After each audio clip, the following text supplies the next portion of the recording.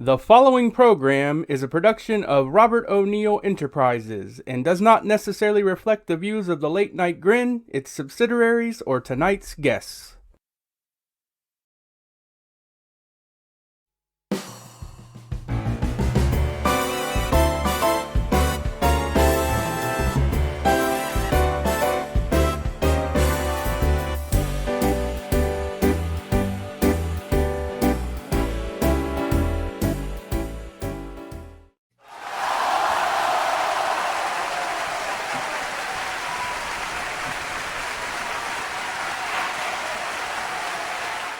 Good evening, everyone, and welcome to another edition of The 31 with Robert O'Neill.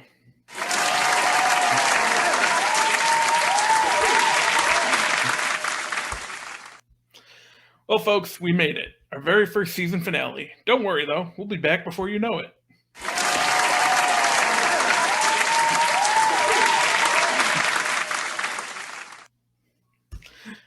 This whole season's been a real learning curve for me, but I think as we close out season 1, I really think I've figured this thing out.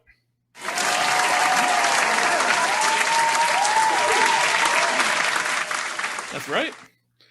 Speaking of such, you guys seemed to like our new and improved studio audience last week. Don't tell anyone, but that was actually my idea.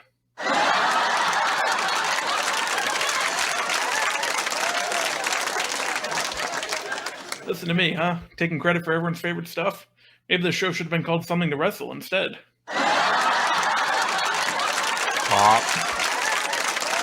No, but really, I think it's about time that I follow my instincts on this show. We're going to close out this season in style.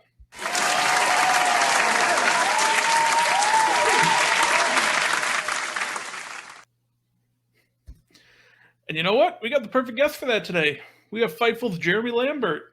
Hey, give it up. Yeah. Jeremy's the Vince to my Hogan. The Vern to my Hogan. Nope, still Hogan there. Well, I guess the Bischoff to my NWO. Whatever. He's a big part of why I now have this show either way. He'd be a great guest, by the way. Eric Bischoff. I have some really fun questions for him. I'd probably ask him about his 83 weeks of consecutive Monday Night Wars wins. That'd be fresh. No one's brought that up with him. Fresh, huh? About as fresh as Brock against Roman in 2022. No, but really, who needs more Monday Night Wars content? If it doesn't have the Oracle of Wrestling, I don't want it. Ad-free or not.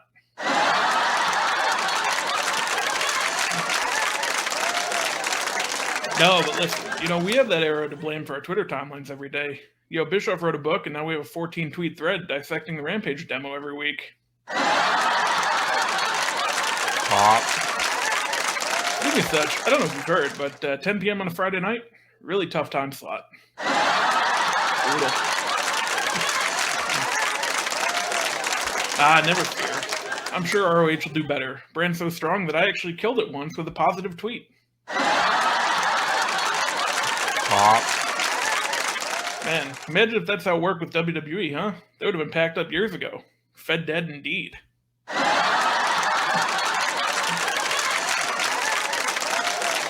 On the bright side, though, that wouldn't be nearly as much of a problem now, because my bootlicking days are behind me.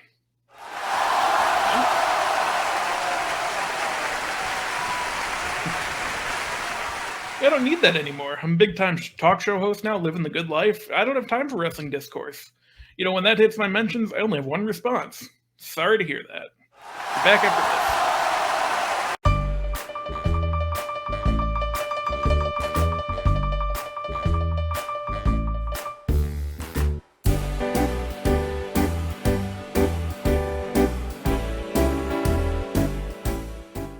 All right, we are back, joined by Jeremy Lambert from Fightful. Jeremy, how's it going? Thanks for joining us today. Thanks, O'Neill. How are you, buddy? I'm doing well, man. Had to have a big guest for our season finale here, and, couldn't think of anyone better than you, man. So let's just get into it. We're getting back to basics. We learned a lot of lessons this season. How'd you get into wrestling media? I don't think you ever get into wrestling media. Wrestling media just kind of chooses you, and then from there, you're just part of it. You're sucked into it. So I don't think I got into it. I got sucked into it many years ago by just watching wrestling and posting about it on websites and forums. Right, okay, but like, how'd you get to Fightful though? I think that's what people want to know, like with your journey. Do people want to know about my journey, O'Neill? Like, is it that important? How did I get to Fightful? Sean Ross Sapp put out a tweet saying he was looking for someone to cover MMA, and I wanted to, for some reason, cover MMA, and then he needed someone to cover wrestling news, and I decided my days would be best spending listening to Drew McIntyre and Bianca Belair and Tony Khan interviews all day. So it's all Sean's fault that I got sucked into this. We're not out of time. They're telling me we're out of time. We're on YouTube. We have as much time as we need. So we're just going to roll with it, man. It's your show, O'Neill. Don't listen to the people in your ear. Exactly. I've been doing that too much. Exactly. So I actually do want to talk to you because I don't even know like how you got into wrestling in the first place. So what was that like? Like what made you a wrestling fan?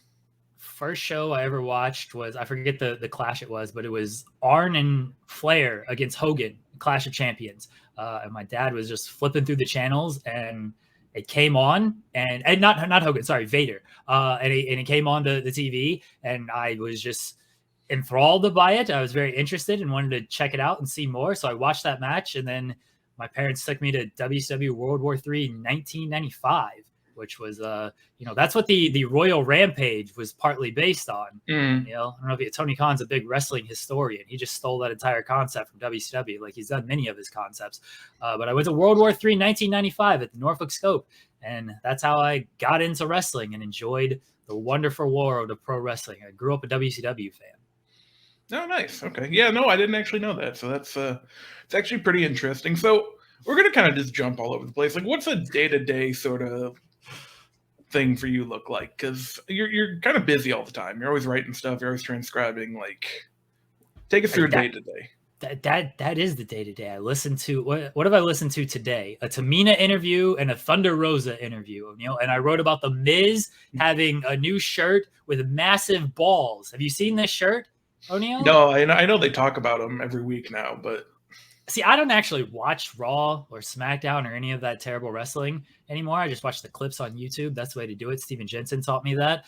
But I guess they talk about his balls. Now they have a new shirt that says, "Hello, I have massive balls." So if you'd like to announce to the world that you have massive balls, go to www.shop.com or whatever the thing is. So that's what I've written about today. And I just write all day. And then I have kids. So if I'm not writing, I'm running around and trying to corral them and dealing with their busy lives. And then sometimes I jump on YouTube and do stupid shows with all my pals and everything. So I'm constantly busy.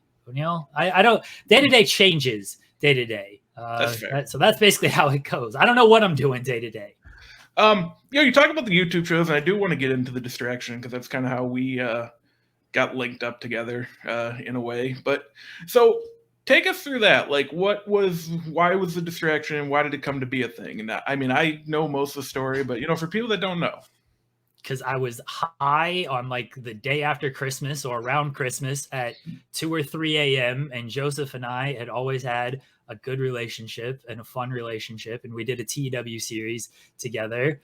And I wanted to just do a weekly show to really give myself a break from the news writing. And then so I messaged Joseph and I was like, "Hey, do you want to do this show?" And it was supposed to be like an hour-long show where we did like 5 minutes on a certain topic and moved on. And it started as that for like a week. And then it grew into a variety show of sorts. And that's how it happened. Me just being really high at 2 a.m. in the morning and my love of Joseph Holbert.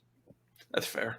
So, let's fast forward a little bit here to, what was it? The fall of 2020, you did this draft show. You had me and Jack Crosby come on. I know that was a bit of a process. You had to kind of convince Sean that it was a good idea. No, not at all. I didn't have to convince Sean of anything. Sean, bless his heart, he lets me do what I want. He said that a million times. Sean had no idea that you were on. He knew you were on because I promoted it and stuff. I was scared because I only knew you through Twitter, and you are a menace on Twitter.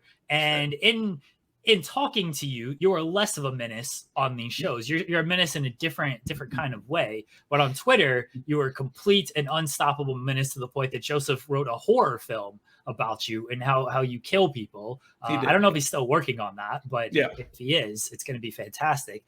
But that I was scared. And because I was so scared and promoting in such a way, then Sean got worried of like, what's going to happen? I was like, I don't know. I think it's fun to promote it this way, but I also don't know what's going to happen. And then within about 2 minutes of the show, I was like, oh, okay.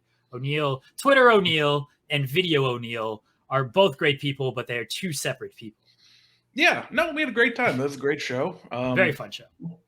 And then, you kind of kept doing your show, and then eventually, I think it was the new Taylor Swift album came out, and you're like, hey, do you want to come on the Distraction and review this? And I'm like, yeah, that's fine. And then it switched, like, before the day. It's like, I'm going to do Young Rock instead. Yes. And I don't think the Corner 3 was supposed to be a weekly thing. I can't, speak for you, but, that first Young Rock one came on, and everyone just loved it, and we just kind of went from there. I think it was going to be weekly throughout the Young Rock series. I think that was the idea, is for Young Rock, you're at least supposed to come on and do it then. And then once we did the first one, it just became, well, this is the greatest thing we've ever done. So now we'll keep bringing you back for Young Rock. And then, but I think like you probably did like 3 episodes of Young Rock, maybe, if that. And then it just became like our show, just a variety show of whatever you wanted to do. And we just had fun with it. Mm-hmm. Yeah. And I mean, I had a good time with it too. It's tough though. It's really tough. You got to prepare 3 minutes on whatever, and you don't. It's tough really to do have 3 minutes of material. You have your own show now, O'Neill. Well, and that's what I'm glad that I had the Corner 3, because that led to this, and now I have the confidence, and I'm able to do this, and you played a big part in that. Well, I appreciate it. I love the distraction and love the Corner 3. And I've watched you grow through that and through now Late Night Grin and your own fucking show. I can curse on here, right? Are the censors going to bleep me? Okay. Ahead. All right. The own show, the 31 with Robert O'Neill, that's been great to watch. Yeah. No, it's been a lot of fun. And, we had a lot of fun with our Ring of Honor show with Steven Jensen and Joe as well. Killed the Ring of Honor. Yeah. I mean, that was unfortunate because that was a really fun concept. And, I wish they would have kept the promotion going a little bit longer. We could have kind of expanded it a little bit more. But so how are things going for you now? I know you have the Spotlight. I know you have, you're still doing your stuff at Fightful. So what are you up to now? I am doing the Spotlight at 9:30s on Thursdays with Steven Jensen. Steven Jensen watches everything, every single thing in the world. He doesn't watch as much WWE. I force him to watch WWE, which I'm a terrible friend for doing. But he watches everything else, and we cover a little bit of WWE, a little bit of AEW, a little bit of other, which is going to be like Impact, New Japan, sometimes MLW, NWA, things like that, and then the Indies, which all the shows you can watch on Fight TV and independent wrestling TV. So I've expanded my knowledge of watching the independents because I didn't get a chance to watch a lot of that stuff. And now I'm forced to watch a lot of that stuff, which is good for me and my wrestling palette. And I forced Jensen to watch WWE, which is terrible of me. And then we interview people. We have people who are involved in wrestling media, and we have like independent wrestlers on as well. So we had Speedball Mike Bailey on one of the show. So we've done like that. And then with Overbooked, which is the channel I guess I now run, it's kind of a variety channel is what it is nowadays, where we have different contributors who will cover like New Japan, who'll cover Joshi, and then we have a Tag Talk with Haley and Kylie. On there, I do something called Pillar to Post, which is like Around the Horn. I've been doing stupid bit videos where I make fun of wrestling reporters. There's a character named Lambs, which I stole from Eklund. You know Eklund, right, O'Neill, from the hockey world? Yeah, he's a terrible hockey reporter, and I just decided to like rip on him. And now I'm starting to do like a Kevin Weeks thing where I post Twitter videos with it's like half of my head, just different backgrounds and stuff. So it's part ripping on wrestling reporters and part ripping on hockey reporters. So do stupid bits on that. And also I'm starting up a new thing. This is a Late Night Grin 31 with Robert O'Neill exclusive here. It's a new thing where I'm going to kind of break down matches and an exit and storylines and like an X's and O type of thing. Okay. And it's going to start with CM Punk and his road to the world title. I don't have a name for it. I should probably figure that out. And I am hopefully very soon going to bring back watching wrestling with wrestlers. I did a video with Jonathan Gresham on that, which was very well received. Yes. And then my world went haywire. Like literally that week is when kind of a lot of things changed for me personally. And I tried to reach out to people, and I tried to secure people for follow-up episodes. Unfortunately, not everyone's under the Conrad. I'm gonna bury Conrad right now. Everyone's under the Conrad umbrella, O'Neal. So like you can't get to certain people because they're with Conrad or they're with AEW. So I can't get to certain people that I would like to get to. So I gotta find new inroads with certain wrestlers. So a lot of stuff going on. I'm always busy, whether it's professionally or personally. Yeah, and are you enjoying it? Do you like what you do? Yeah, it's fun. I've had my ups and downs, as I think all of us do, but I'm starting to find a rhythm and a passion of things that I enjoy and things that pop me, which I think is a big part of what you kind of have to do in this space. Is if you can pop yourself, then you're doing okay. Hopefully, other people will sort of follow suit. So it is fun. There are moments where I get down on myself, but for the most part, nowadays I'm doing good with things. That's good. I'm glad to hear that. So let's switch gears a little bit. I know the Avs won the Stanley Cup a couple weeks ago. Finally, talk about something real. First team that's really won a championship for you in quite some time, right? Because you got the Avs and the Panthers, and you don't really follow other teams. I got the Thunder. They've broken my heart many times. But yeah, what's it been like to finally break through and support a champion? It was fantastic. You know how it is when the Cubs won, O'Neal. Mm-hmm. Like when your team wins, like it's a great feeling because it is the first title in 21 since the Avs won in 2001. But I was very young and not like I was into hockey, but I wasn't on the journey with that team. You know what I mean? Like you go through all these years and the famous story of when like they had the worst season in cap and salary cap era a few years ago. That led to them getting the 4th pick in the draft. Didn't even win the lottery, but got the 4th pick. Ended up with Cale Makar. That worked out okay. But you follow the journey of these guys like Landeskog, McKinnon, Makar, all the trades and stuff, all the heartbreak of the past few years with the second round exits and everything. That's part of it. So when they win, it means that much more. So it was a good time. It happened the same day as the wrestling show. And I got permission from everybody. I was going to do it anyway because they're not going to fire me. I got permission of watch the hockey game, focus on the hockey game. You don't have to worry about wrestling. So I actually watched the wrestling show the next day, and I was 100% locked into the hockey game. It was great. When your team wins, I hope everybody who has a favorite team and you follow sports as closely as myself or O'Neal, and you're invested in sports as closely as us, that you experience the joy of that championship victory. Like, what was it like for you, O'Neal, when the Cubs won? Oh, it was great, man. Because they were the best team all year. And then, you get through the playoffs, you get through the first round.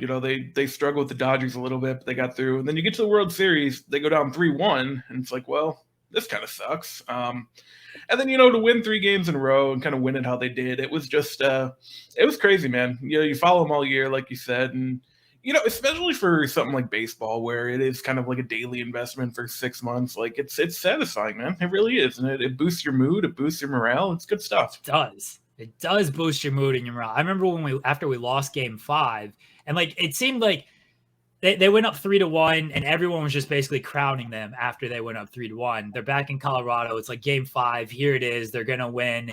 It's over, and they lost that game. I was in a terrible, terrible mood that Friday night. It's like realistically, they still have 2 more shots at this. They're probably not going to lose 3 straight times based on how they've been playing, but you never know. But yeah, the way it affects our moods is kind of stupid in one sense, but the high that you get from it is so great. It's just you just don't get that high, but once every so often you get way more lows. Yeah, and everyone wants to be like, oh, it doesn't affect me like that because it is stupid, but everyone kind of falls victim to it. If you don't get affected by sports like we do, I don't know if I could be friends with you, because those are the only people I can relate to, is people who base their day based on how the sports team they follow goes. That's my entire day. My team loses, my day's ruined. My team wins, everything's good the next day. Exactly. Well, listen, Jeremy, I don't want to take too much of your time. I know you got a lot going on. Is there all day for you, Robert O'Neal. This is a big reunion. Me and you. Remember when we did a show when we shot the angle where Joseph shaved his head and you took over our friggin' show? You took over our show. We did an hour. I got all day for you, Robert O'Neal. That was fun. That was a good time. Really, the one thing I regret was not being able to come on when Luther was on. Just didn't work out. That would have been a lot of fun. Luther, what a character that man is. He had nothing planned, but then he wrote like an entire script on the plane of this tale where I broke my leg and I was raised by wolves or bears or something. Just an insane person, the Luther. He's going through surgery right now. He's recovering from a bad injury. So best wishes to Luther. Yeah, hopefully he's well. Want to see him back soon. But yeah, man, like I said, I don't want to, keep you too long. Do you have anything else you want to plug or anything else you want to get into here? Nobody follow Robert O'Neill on Twitter at Robert O'Neill 31. That's the only thing I want to plug. All right, man. Well, thanks for coming by. We'll have to have you back. And yeah, I appreciate it, buddy. Thanks, O'Neill.